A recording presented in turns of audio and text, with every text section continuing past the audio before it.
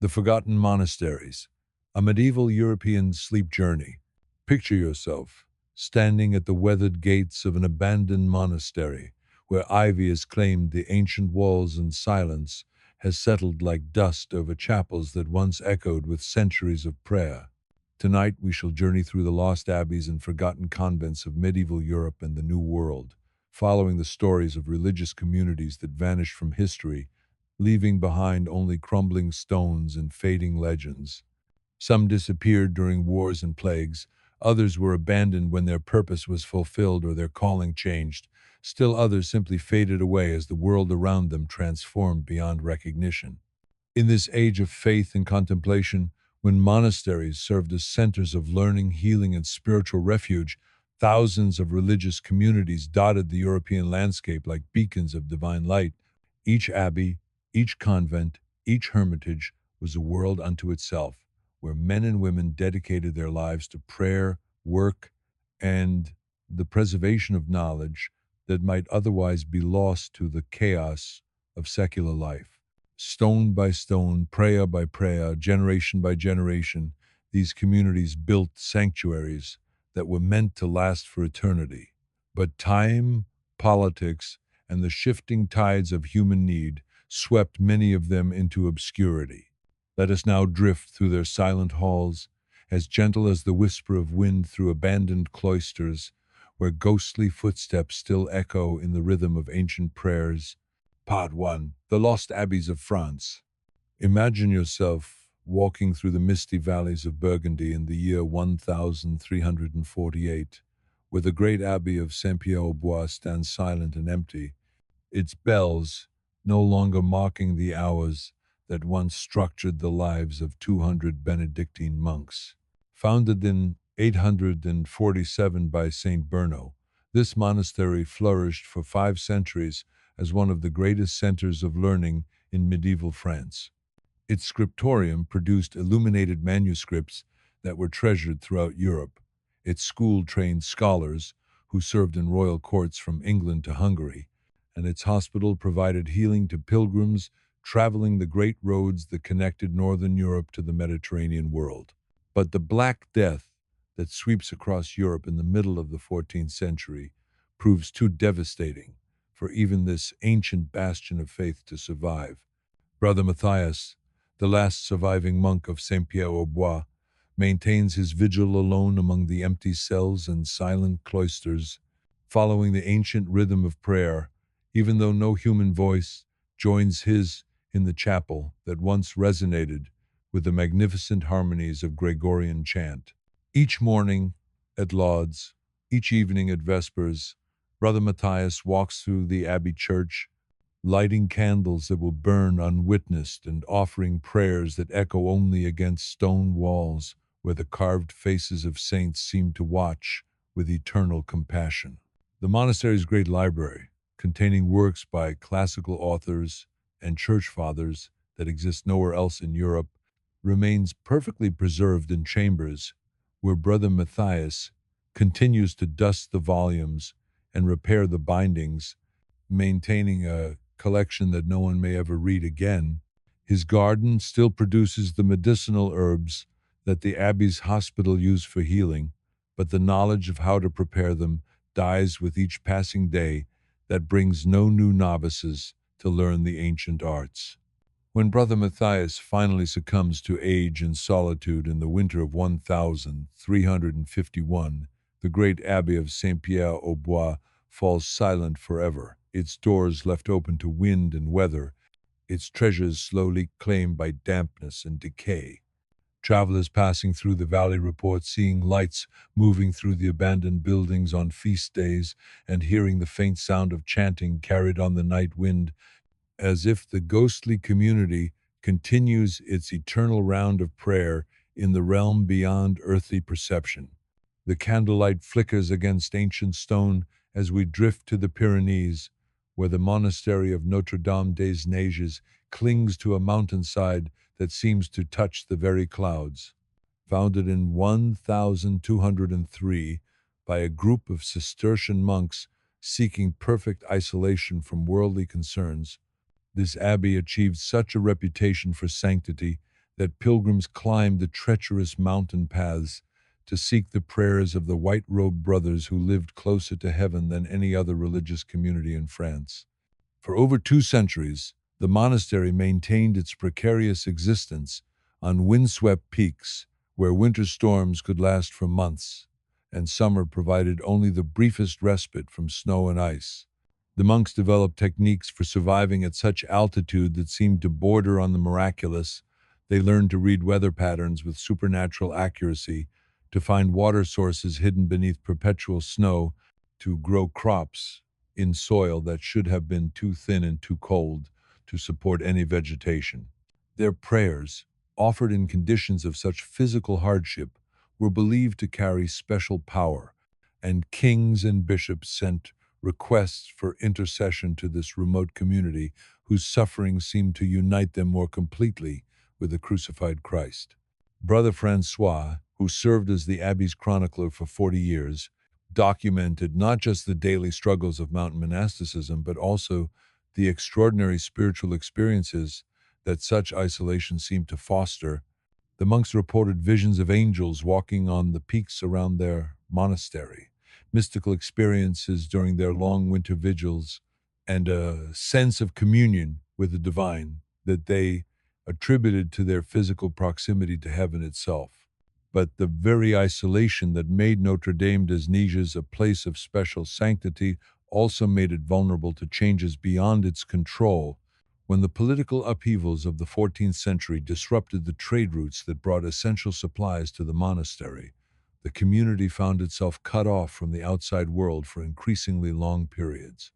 Gradually, older monks died, without being replaced by new novices who were unwilling to undertake such extreme hardships for their spiritual calling. The final entry in Brother Francois' chronicle, dated 1387, describes a community of only 7 aging monks preparing for a winter that they know they may not survive. When spring travelers finally reach the monastery the following year, they find it empty except for 7 graves in the abbey cemetery, each marked with a simple wooden cross and a note left by the last surviving monk explaining that he was descending the mountain to seek a gentler community where he could live out his final years.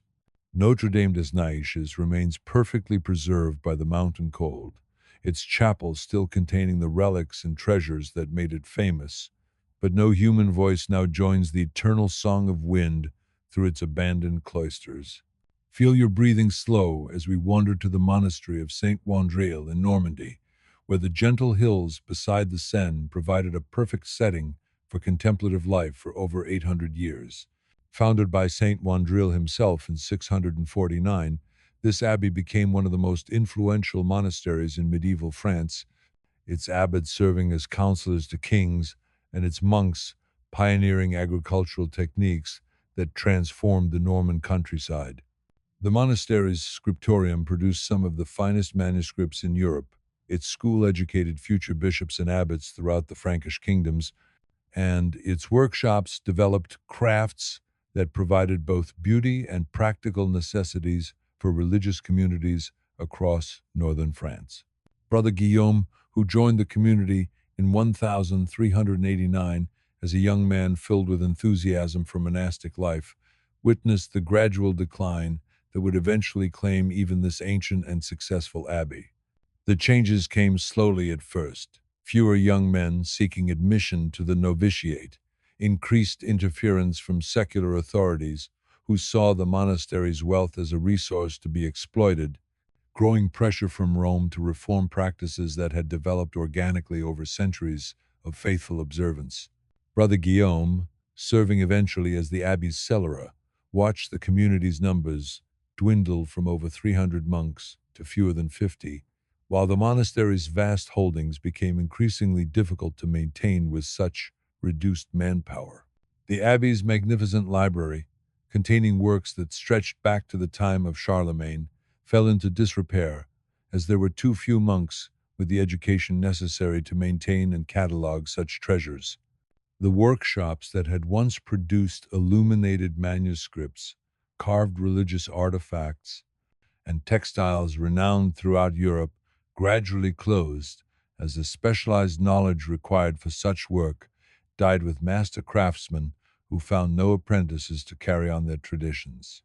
By 1420, Brother Guillaume found himself one of only 12 monks rattling around in buildings designed to house a community 10 times larger, struggling to maintain even the basic rhythm of prayer that had structured monastic life for so many centuries.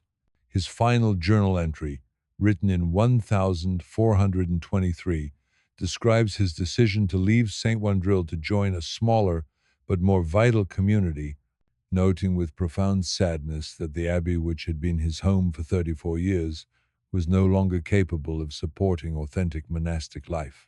When the last monk departed in 1425, St. Wandrille stood as a monument to the transformation of medieval society, its empty cells and silent cloisters testifying to the end of an era when monastic communities had provided stability and continuity in a world of constant change. The night deepens around us like a protective embrace as we drift to the Vosges Mountains, where the Abbey of Saint-Dié maintained a unique mission as keepers of astronomical knowledge and calculators of calendar reform. Founded in 1050 by Saint Deodatus, this monastery developed over the centuries into one of Europe's most important centers for mathematical and astronomical learning, its monks serving as advisors to popes and emperors on questions of calendar calculation and liturgical timing.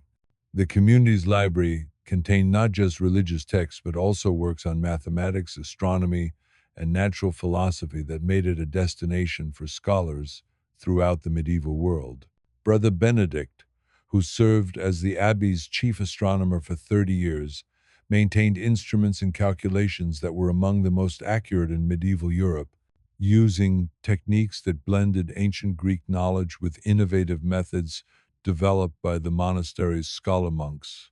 The abbey's observatory, built into the monastery's highest tower, allowed the monks to track celestial movements with precision that wouldn't be equaled until the Renaissance, while their mathematical calculations provided the foundation for calendar reforms that helped standardize religious observances throughout Christianity.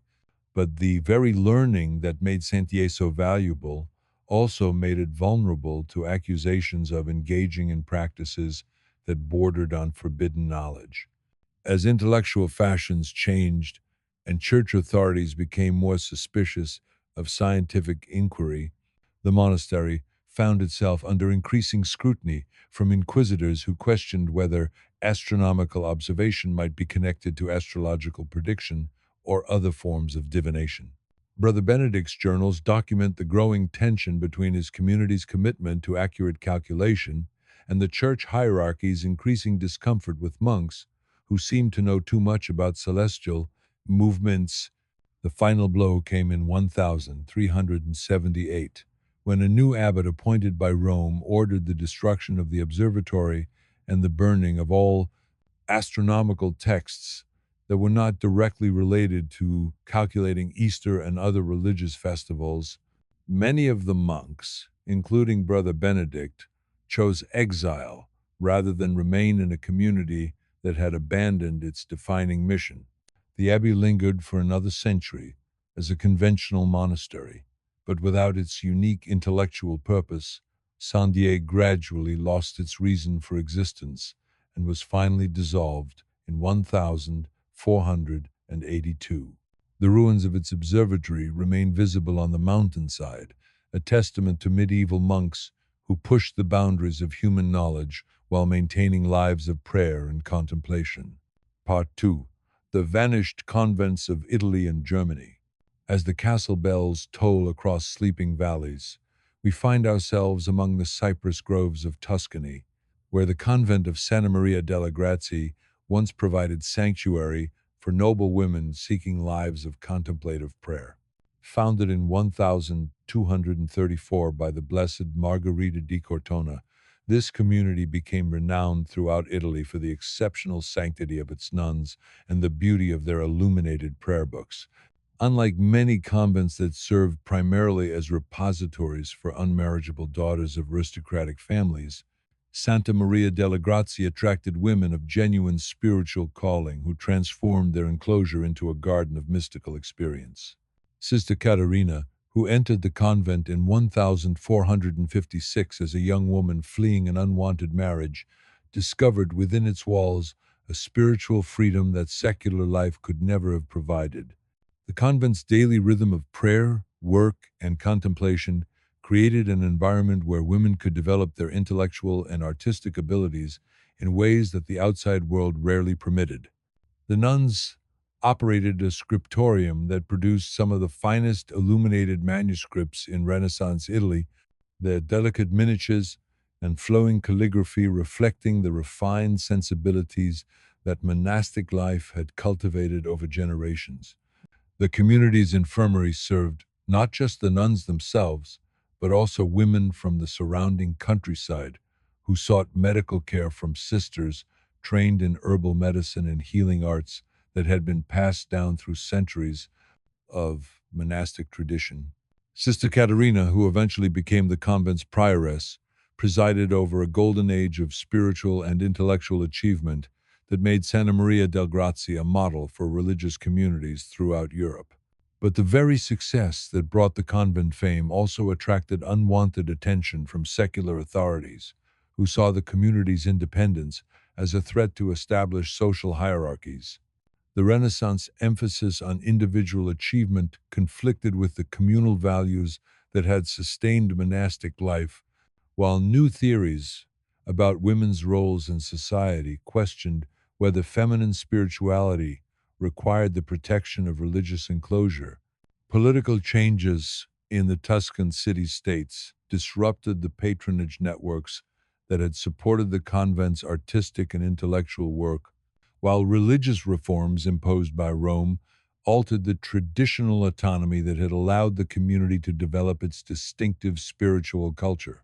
Sister Caterina's final letter, written to her successor in 1498, describes her sadness at seeing the convent's numbers decline and its mission change as younger women chose marriage and motherhood over religious life. When the last nun died in 1523, Santa Maria delle Grazie was converted to other uses, its beautiful chapel and peaceful cloisters serving secular purposes that would have been unimaginable to the women who had found their deepest spiritual fulfillment within its walls. The Abbey bell tolls through morning mist as we visit the Black Forest of Germany, where the Monastery of St. Jorgen maintained a unique tradition of wood carving and forest management that made it essential to the spiritual and economic life of the region. Founded in 1084 by Benedictine monks seeking to bring Christian civilization to the dense forests that covered much of southwestern Germany, St. Jorgen developed over 4 centuries into a community that perfectly balanced contemplative prayer with practical stewardship of natural resources. The monks became master woodworkers whose carved altarpieces and religious sculptures were treasured throughout the Holy Roman Empire, while their forest management techniques created sustainable logging practices that provided timber for construction while preserving the woodland environment that supported their spiritual life. Brother Heinrich, who joined the community in 1401 as a young man with natural gifts for woodworking, spent 50 years developing techniques that transformed simple forest trees into objects of extraordinary beauty and spiritual power. His carved crucifixes were said to inspire mystical experiences in those who prayed before them, while his wooden statues of saints seemed to radiate the spiritual qualities of the holy figures they represented. The monastery's workshop became a center for artistic training where young men learned not just technical skills, but also the spiritual disciplines that Brother Heinrich believed were essential for creating art that served religious purposes. The community's forest management practices, developed over centuries of careful observation, created a model of environmental stewardship that maintained the delicate balance between human needs and natural systems. The monks' understanding of forest ecology allowed them to harvest timber while actually improving the health and diversity of the woodland, creating a sustainable system that could support both their spiritual community and the practical needs of the surrounding region. But the very success of St. Jorgen's integration of spiritual and practical life made it vulnerable to changes beyond the monastery's control. The Protestant Reformation disrupted the religious unity that had supported monastic communities, while new attitudes toward forest resources emphasized short-term profit over the long-term sustainability that the monks had practiced. Political changes in the Holy Roman Empire reduced the autonomy that had allowed religious communities to manage their lands according to spiritual as well as economic principles. Brother Heinrich's journal, maintained until his death in 1457, documents his growing concern about pressures to abandon traditional forest management in favor of more intensive logging that would produce immediate revenue but compromise the long-term health of the woodland. When the monastery was finally dissolved in 1535 during the religious upheavals of the Reformation, centuries of accumulated knowledge about sustainable forestry died with the community that had developed it. The Black Forest around St. Jorgen was rapidly deforested by commercial loggers who lacked the monks' understanding of ecological balance, while Brother Heinrich's artistic techniques were lost, along with the spiritual vision that had inspired their development. Feel your body growing heavy as we journey to the Alps of Austria, where the monastery of Heiligenkreuz maintained a tradition of musical composition and performance that made it one of the most important centers of liturgical music in medieval Europe.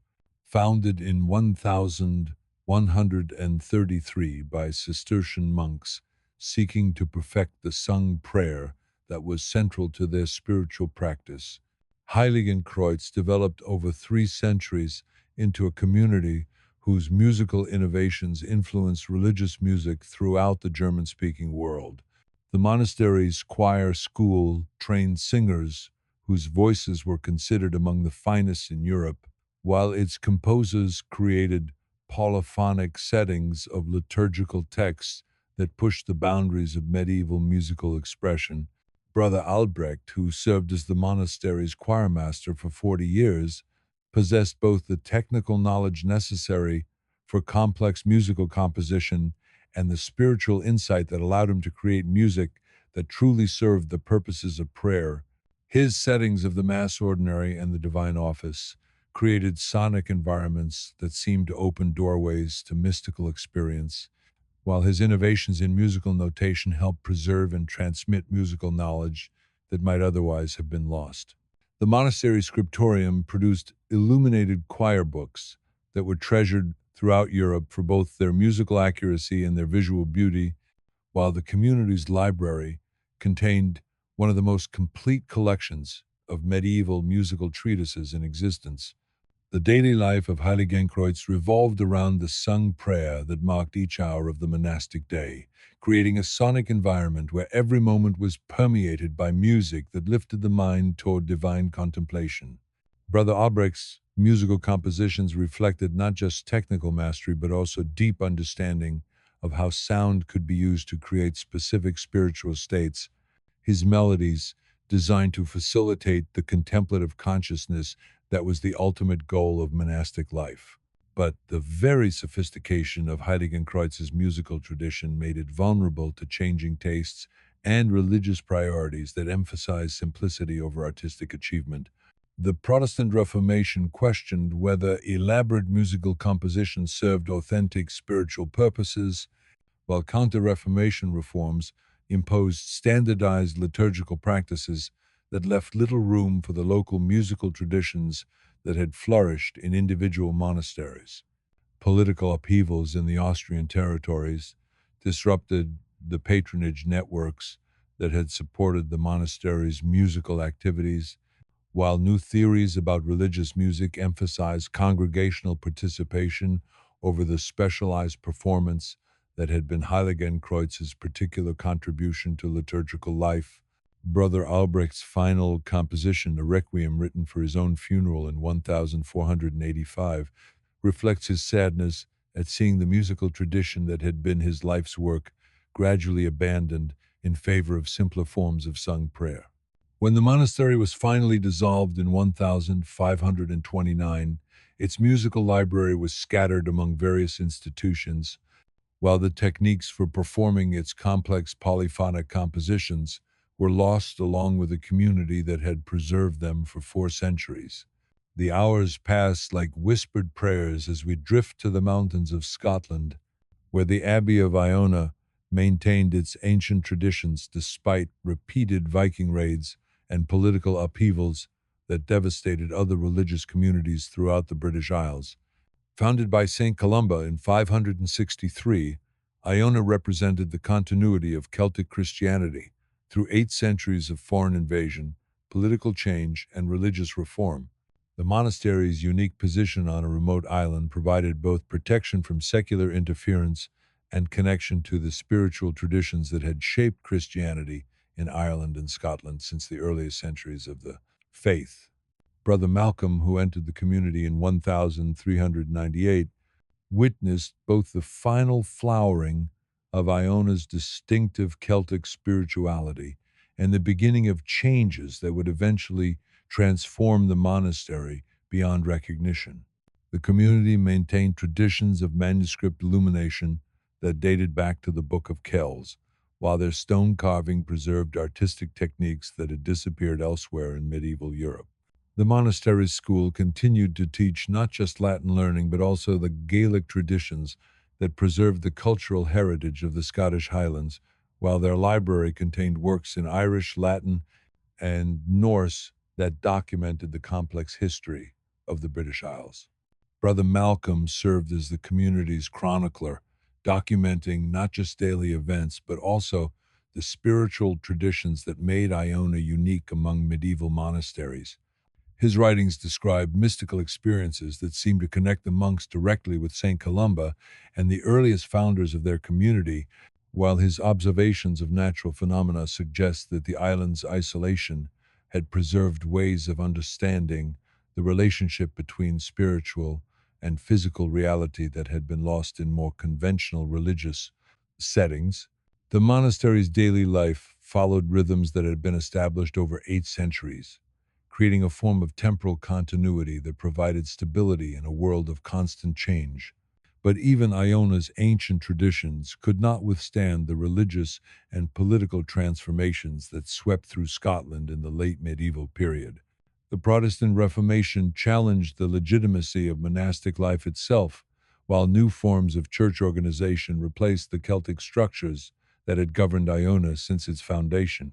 Brother Malcolm's final journal entry, written in 1436, expresses his fear that the community's ancient traditions would not survive the pressures for religious and cultural uniformity that were reshaping Scottish society.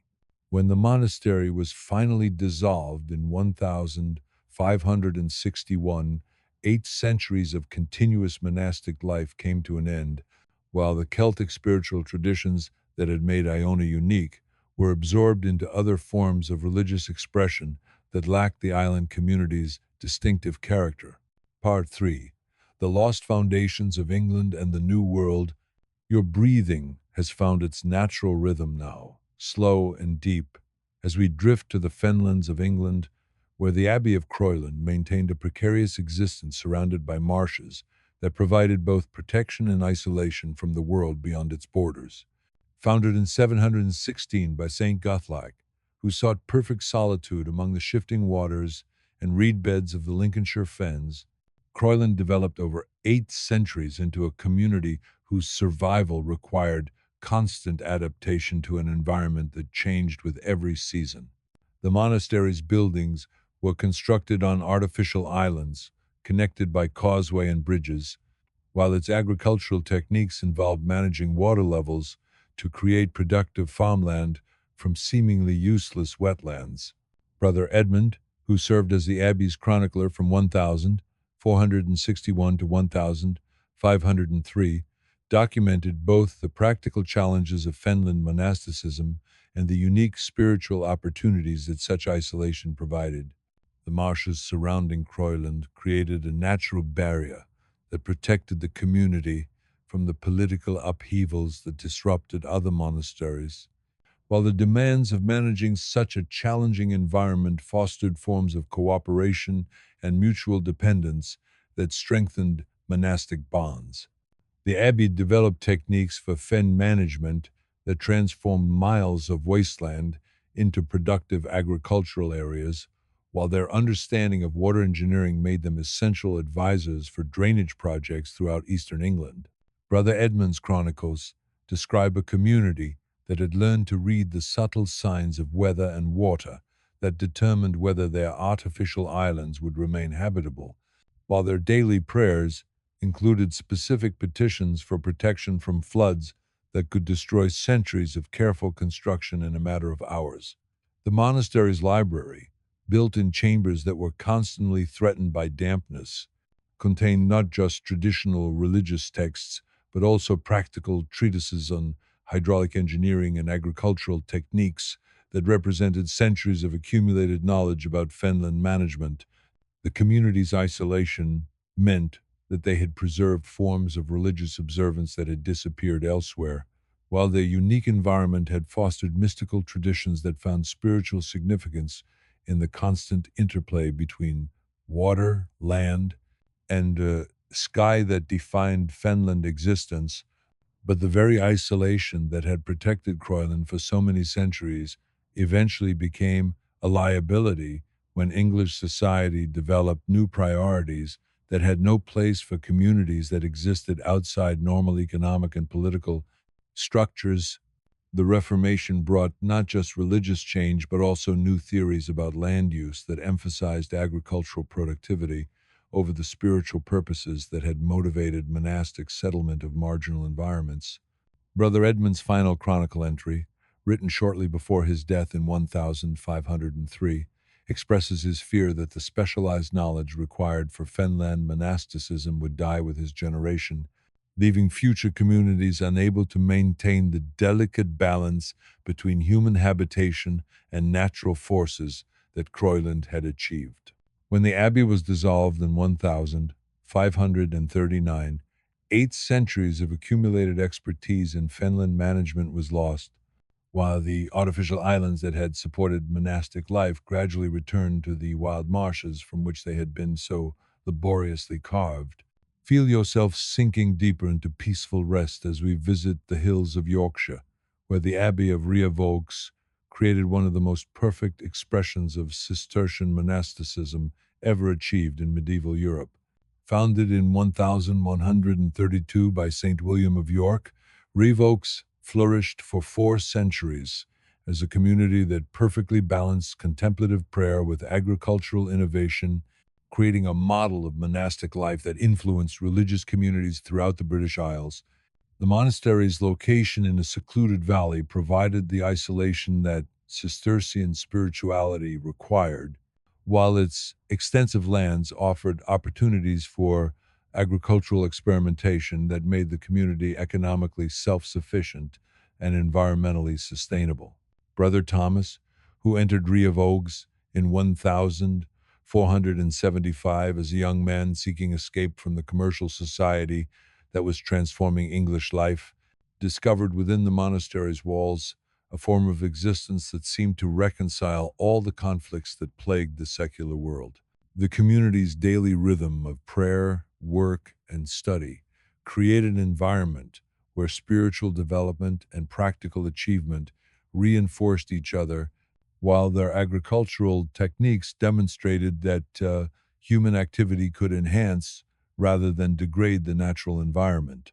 The monastery's workshops produced not just the goods necessary for monastic life, but also items that were treasured throughout Yorkshire for their quality and craftsmanship, while their agricultural innovations created farming techniques that increased productivity while improving soil fertility and environmental health. Brother Thomas served eventually as the community's farm manager, overseeing agricultural operations that supported not just the monastery's own needs, but also provided food and employment for hundreds of families in the surrounding countryside. His journals document techniques for crop rotation, animal husbandry, and land management that represented centuries of careful observation and experimentation, while his spiritual reflections suggest that agricultural work had become for him a form of prayer that connected physical labor with contemplative consciousness. The monastery's library contained not just theological works, but also practical treatises on agriculture, engineering, and craft production that made Revox a center for technical innovation as well as spiritual development. But the very success that made Revox a model monastic community also made it vulnerable to political and economic changes that transformed English society in the late medieval period. The growth of commercial agriculture reduced the advantages that monastic communities had enjoyed in managing large estates, while new forms of religious expression questioned whether the elaborate institutional structures of monasticism served authentic spiritual purposes. Brother Thomas's final journal entry, written in 1521, describes his growing awareness that the world outside the monastery had changed so fundamentally that the agricultural and spiritual synthesis that Rievaulx represented no longer seemed relevant to English society. When the abbey was dissolved in 1538, 4 centuries of accumulated knowledge about sustainable agriculture was lost, while the buildings that had housed one of England's most successful monastic communities gradually crumbled into the romantic ruins that later generations would admire without understanding the practical wisdom they represented. In the quiet hours before dawn, we find ourselves crossing the Atlantic to the New World, where French missionaries established the monastery of Sainte Marie among the Huron nations in what would later become Ontario, Canada. Founded in 1639 by Jesuit priests seeking to create a perfect synthesis of European monasticism and Native American spirituality, Sainte Marie represented one of the most ambitious attempts to transplant monastic traditions to completely foreign cultural and environmental contexts. The community developed over 2 decades into a unique experiment in cross-cultural religious expression where French monks learned from Huron teachers while sharing their own traditions of contemplative prayer and spiritual discipline. Brother Jean-Baptiste, who arrived at Sainte Marie in 1642 as a young priest, filled with enthusiasm for missionary work, spent 18 years learning to understand not just the Huron language, but also the spiritual traditions that had sustained Native American communities for centuries before European contact. His journals document the gradual development of religious practices that honored both Christian and indigenous traditions, while his correspondence with European superiors reveals the challenges of explaining New World realities to Old World minds that could not imagine authentic spirituality existing outside familiar European forms. The monastery's daily life followed rhythms that combined monastic hours with seasonal ceremonies that reflected Native American understanding of the relationship between human spiritual development and natural cycles. The community's agricultural techniques blended European methods with indigenous knowledge, creating gardens that blended the forest people's gentle wisdom with European knowledge of cultivation. Brother Jean-Baptiste's writings describe days filled with peaceful prayer, quiet study, and gentle work alongside their woodland neighbors, where monastic hours flowed naturally with the rhythms of seasons and harvests. The monastery's library grew to contain not only traditional religious texts, but also beautiful recordings of local stories and seasonal celebrations, creating a collection that honored different paths to understanding the sacred. Over time, the very remoteness that had made Sainte Marie such a perfect place for contemplation began to present gentle challenges. Letters from Europe arrived less frequently with each passing season, while the demanding work of maintaining gardens and buildings in the deep forest required more hands than the small community possessed. Brother Jean-Baptiste's final letter, written in 1649, expresses his profound gratitude for the years of peaceful community he had experienced in this beautiful wilderness, while noting with quiet acceptance that the time had come for changes. When Sainte Marie was gently abandoned in 1650, As both French and Huron communities naturally moved toward new opportunities in other regions, 2 decades of serene spiritual community drew to a peaceful close, with the deep friendships and shared understanding that had flourished there continuing to live on in the hearts of all who had been touched by this special place. As the abbey bells ring out across the New World landscape, calling faithful communities to their morning prayers, we encounter the final monastery of our journey, the legendary foundation that exists in the realm where all lost spiritual communities ultimately find their true home.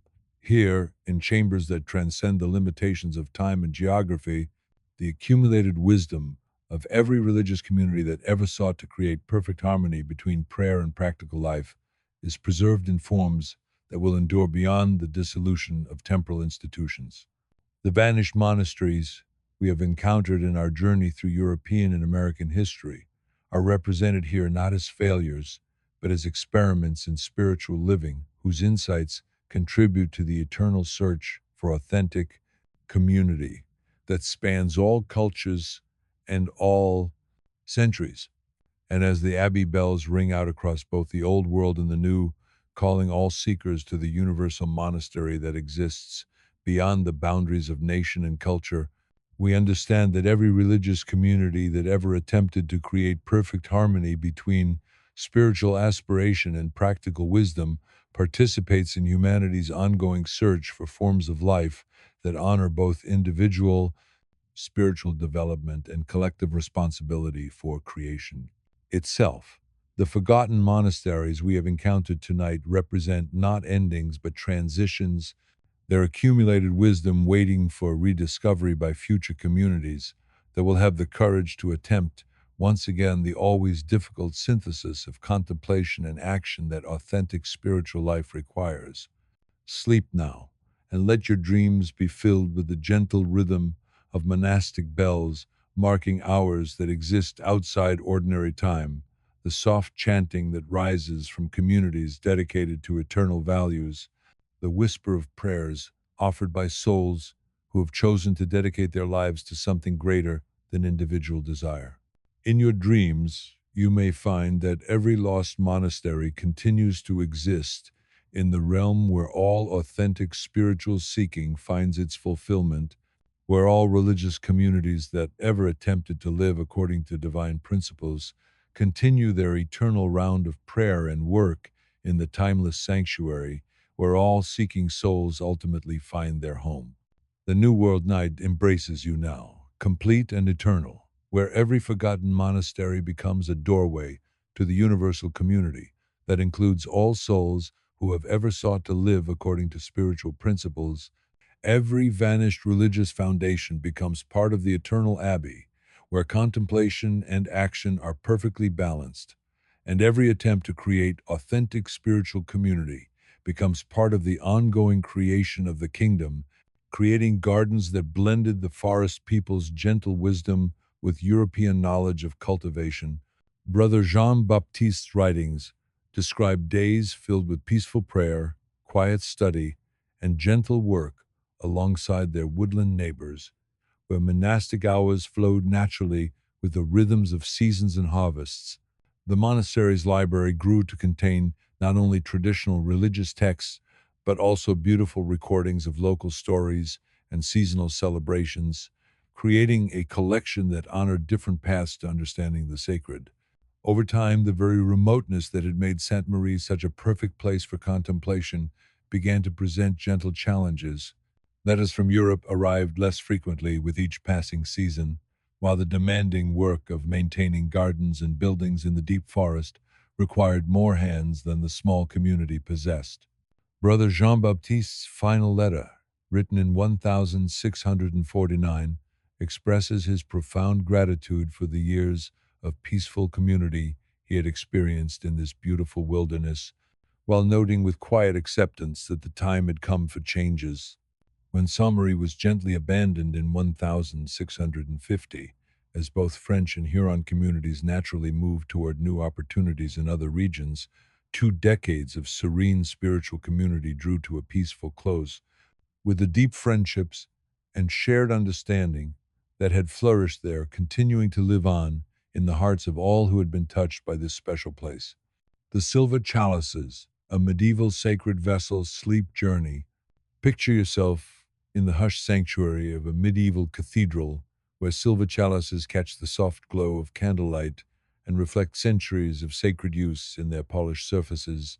Tonight, we shall journey through the workshops and chapels of medieval Europe, following the stories of sacred vessels that have been lost to history, silver chalices that once held the most precious elements of Christian worship, but now exist only in memory and legend. Some were hidden during times of war and never recovered. Others were melted down when communities needed coin more than ceremony. Still others simply vanished into the mists of time, leaving behind only fading records and whispered tales. In this age of faith and devotion, when the celebration of Mass formed the very heart of Christian life, each chalice was far more than a simple vessel. It was a sacred instrument that held the mystery of divine presence, crafted with the finest skills medieval artisans could offer, and blessed to serve the highest purposes of spiritual life. Silver was chosen not merely for its beauty, but for its purity, its resistance to corruption, its ability to reflect divine light in ways that seemed to make the sacred visible to earthly eyes.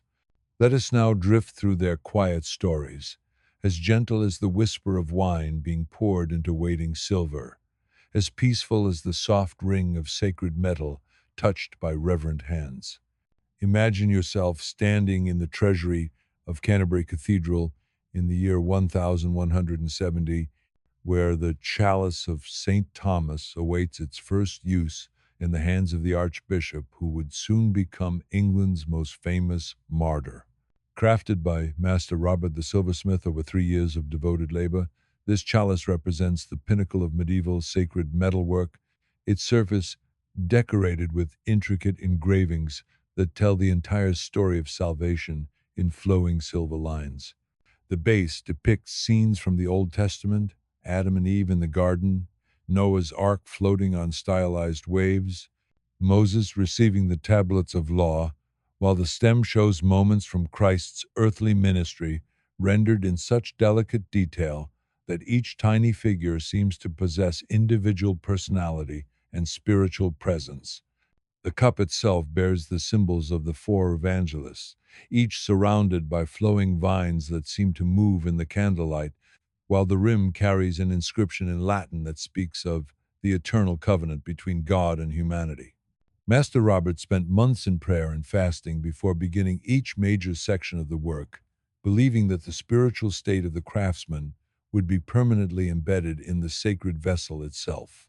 The silver for the chalice came from mines in Germany, but Master Robert insisted on purifying it through processes that involved not just heat and chemistry, but also specific prayers and benedictions that he claimed would align the metal's molecular structure with divine frequencies.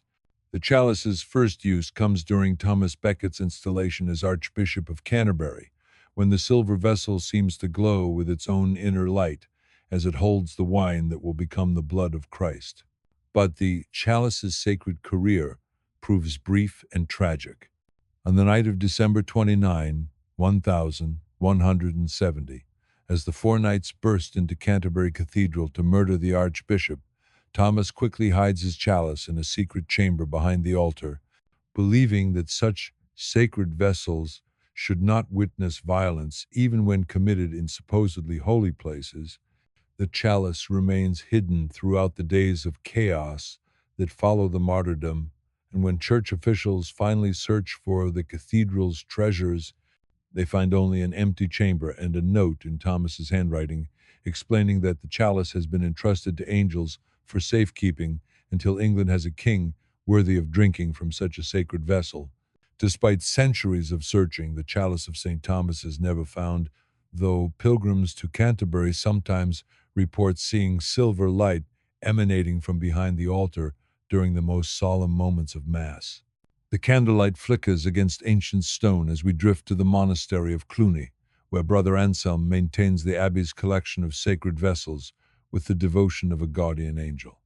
Among the monastery's treasures stands the chalice of eternal prayer, cast in pure silver by an unknown craftsman whose signature appears nowhere on the vessel but whose spiritual presence seems to permeate every curve and line of its elegant form. This chalice possesses qualities that Brother Anselm can only describe as supernatural. Wine poured into it maintains perfect temperature regardless of the season. Its surface never tarnishes despite centuries of use, and most remarkably, it seems to enhance the spiritual consciousness of whoever drinks from it during Mass. The chalice's history stretches back to the earliest days of Cluny's foundation, when St. Berno claimed to have received it as a gift from a mysterious pilgrim who appeared at the monastery's gates during a terrible storm and vanished before dawn, leaving behind only the silver vessel and a sense of supernatural peace that lingered for days in the chapel where he had prayed. Brother Anselm, who has served as the abbey's sacristan for 40 years, documents the chalice's extraordinary properties in journals that he keeps locked in the monastery's most secure treasury. During his years of careful observation, he has noticed that the chalice seems to respond to the spiritual state of the community that uses it, glowing more brightly during periods of particular devotion, growing mysteriously heavier when the monks neglect their prayers, even producing sounds like distant singing when touched by hands that have achieved perfect spiritual purity through years of contemplative practice. The monastery's library contains records suggesting that similar vessels exist in other Cluniac houses throughout Europe, all apparently crafted by the same unknown master whose spiritual vision transcended the normal limitations of medieval metalwork.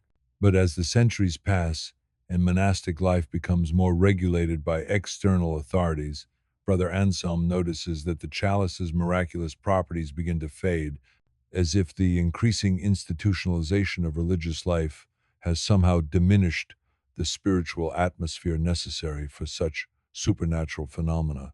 His final journal entry, written shortly before his death in 1247, expresses his decision to hide the chalice of eternal prayer in a location known only to himself, believing that future generations will need such sacred vessels more than his own relatively peaceful age. The chalice disappears on the night of Brother Anselm's death, and despite extensive searches, it is never found, though monks throughout the Cluniac order report dreams of silver light and the sound of distant singing during their most profound moments of prayer. Feel your breathing slow as we wander to the Cathedral of Notre Dame in Paris, where the chalice of the kings served for 3 centuries as the vessel from which French monarchs received communion during their coronation ceremonies. Crafted in 1124 by the royal goldsmiths during the reign of Louis VI, this chalice represents not just artistic achievement but also the sacred relationship between earthly power and divine authority that defined medieval kingship. The vessel's base incorporates precious stones that represent the 12 tribes of Israel, while its stem contains relics of French saints embedded in crystal chambers that seem to glow with their own inner light. The cup itself is engraved with the genealogy of French kings stretching back to Charlemagne, each name rendered in script so elegant that reading it becomes a form of prayer, while the rim bears the royal arms of France surrounded by inscriptions in Latin that speak of the divine right of kings to rule in accordance with heavenly law. Master Guillaume, who served as the cathedral's treasurer during the chalice's golden age, maintained detailed records of its use during royal ceremonies, noting that kings who drank from the vessel with genuine humility often experienced spiritual visions that guided their subsequent reign, while those who approached it with pride or worldly ambition sometimes found the wine turned bitter in their mouths. The chalice's most remarkable ceremony occurred during the coronation of St. Louis IX in 1226, when witnesses reported that the silver vessel seemed to levitate briefly as the young king received communion, while a golden light filled the cathedral and the sound of angels singing echoed from the rafters. But the chalice's connection to royal power also made it vulnerable to the political upheavals that periodically swept through medieval France. During the chaos following the death of Philip IV in 1314, when rival claimants to the throne fought for legitimacy, the chalice of the kings mysteriously disappeared from Notre Dame's treasury, with each faction accusing the others of stealing the sacred vessel to legitimize their claims to divine authority. Despite royal commands and ecclesiastical investigations, the chalice was never recovered, though court chroniclers noted that subsequent French kings never achieved the same level of spiritual authority that had characterized their predecessors who had received communion from the lost vessel. Some historians suggest that the chalice was hidden by loyal cathedral clergy who feared its power would be misused by unworthy claimants to the throne, while others believe it was melted down to provide funds for the expensive wars that drained the royal treasury. Whatever its fate, the chalice of the kings became a symbol of lost legitimacy that haunted French royalty for generations, with each new king secretly hoping that the sacred vessel might somehow be recovered to validate his claim to rule by divine right.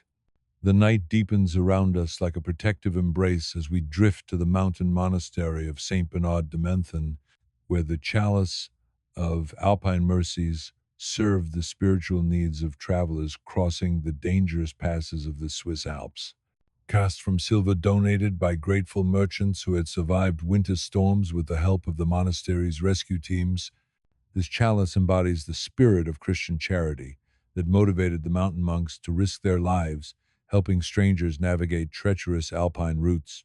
Brother Francis, who served as the monastery's hospitaller for 30 years, used this chalice to administer last rites to travelers who died in avalanches or storms, to offer communion to pilgrims before they attempted dangerous crossings, and to celebrate Thanksgiving masses for those who arrived safely after harrowing journeys through snow and ice.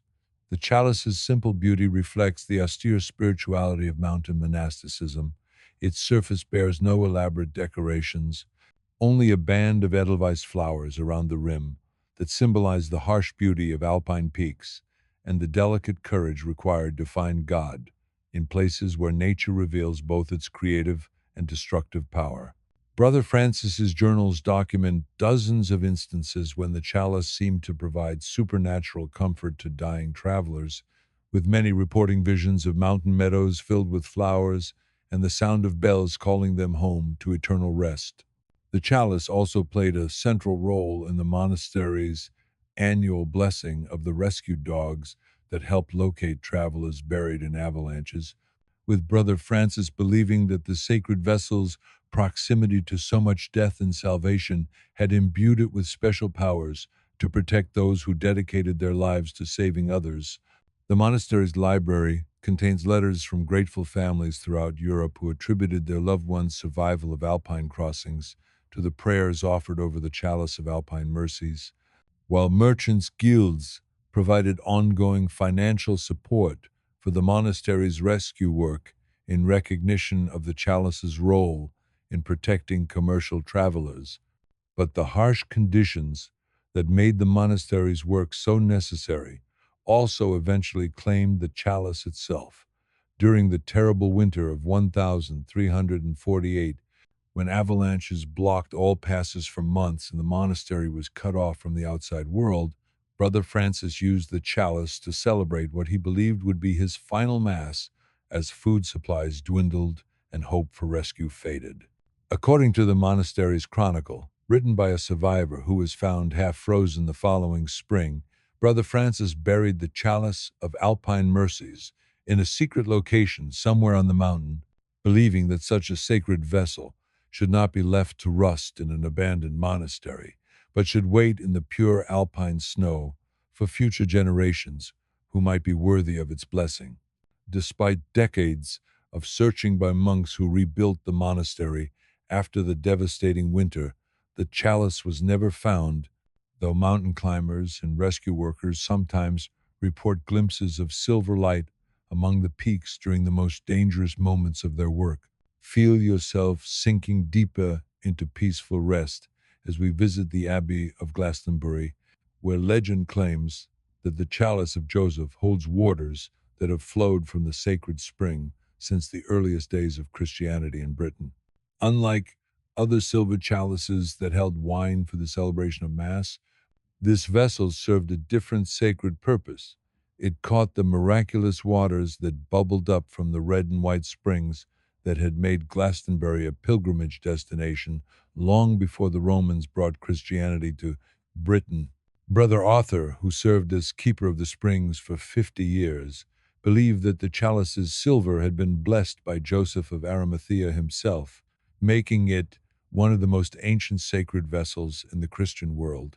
The chalice's simple form reflects its great age, a shallow silver bowl supported by a plain stem, with no decorations except for faint traces of symbols that Brother Arthur claimed represented the merger of pre-Christian Celtic spirituality with the new faith brought by Joseph's mission to Britain. Pilgrims came from throughout Europe to drink from the chalice of Joseph, believing that waters touched by such ancient silver possessed healing properties that could cure both physical ailments and spiritual suffering.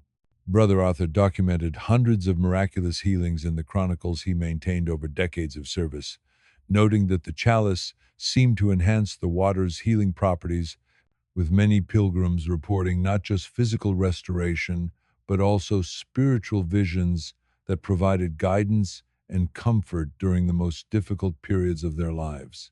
The chalice's daily use in healing rituals created an atmosphere of hope and renewal around the sacred springs, while the silver vessel's presence seemed to sanctify the entire landscape of Glastonbury, making the abbey grounds feel like a gateway between earthly existence and heavenly peace. But the chalice's connection to pre-Christian traditions also made it vulnerable to changing religious attitudes that emphasized doctrinal purity over the inclusive spirituality that had characterized earlier Celtic Christianity. During the religious reforms that swept through English monasteries in the late medieval period, church authorities began questioning whether practices associated with sacred springs and ancient silver vessels represented authentic Christian devotion or dangerous remnants of pagan superstition. Brother Arthur's final journal entry, written shortly before his death in 1487, describes his decision to hide the chalice of Joseph in a location that only the springs themselves would reveal to future seekers who approached with pure hearts and genuine need for healing. The chalice disappeared on the night of Brother Arthur's death, and despite extensive searches by subsequent generations of monks, it was never found, though pilgrims to Glastonbury still report seeing silver reflections in the sacred waters during moments of profound prayer and healing.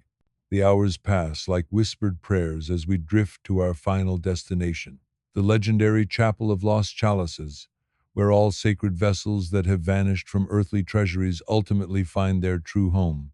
Here, in chambers that exist beyond the limitations of time and space, the accumulated sanctity of centuries creates an atmosphere where silver perpetually shines with divine light, and every lost chalice continues to serve its sacred purpose in the eternal liturgy that encompasses all authentic worship. Throughout human history, the vanished chalices we have encountered in our journey through medieval Europe are represented here not as lost treasures, but as vessels that have transcended their earthly limitations to join the heavenly banquet where divine presence flows eternally into waiting souls. And as the abbey bells ring out across the medieval landscape, calling the faithful to morning prayers, we understand that every chalice that ever held sacred wine, every silver vessel that ever served divine purposes, every sacred cup that ever touched human lips continues to exist in the realm where all authentic worship finds its eternal fulfillment. The lost chalices we have encountered tonight represent not endings but transformations, their sacred purpose preserved in the timeless sanctuary where all genuine devotion ultimately leads.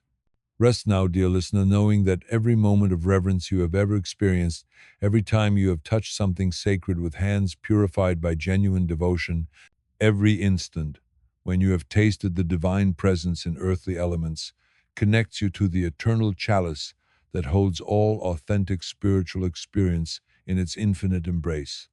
Sleep now, and let your dreams be filled with the gentle ring of silver, touched by reverent hands, the soft glow of sacred vessels reflecting candlelight in quiet chapels, the whisper of prayers offered over chalices that transform ordinary wine into the very presence of divine love. In your dreams, you may find that every lost chalice eventually finds its way to worthy hands. Every sacred vessel continues to serve its holy purpose. Every silver cup that ever held divine presence becomes part of the eternal communion that unites all souls seeking genuine connection with the sacred. The medieval night embraces you now, complete and eternal, where every lost chalice becomes a blessing, every vanished sacred vessel becomes a prayer, every silver cup that time has claimed becomes part of the infinite chalice that holds all human longing for the divine, offering eternal refreshment to every soul that approaches with humble heart and genuine thirst for spiritual truth.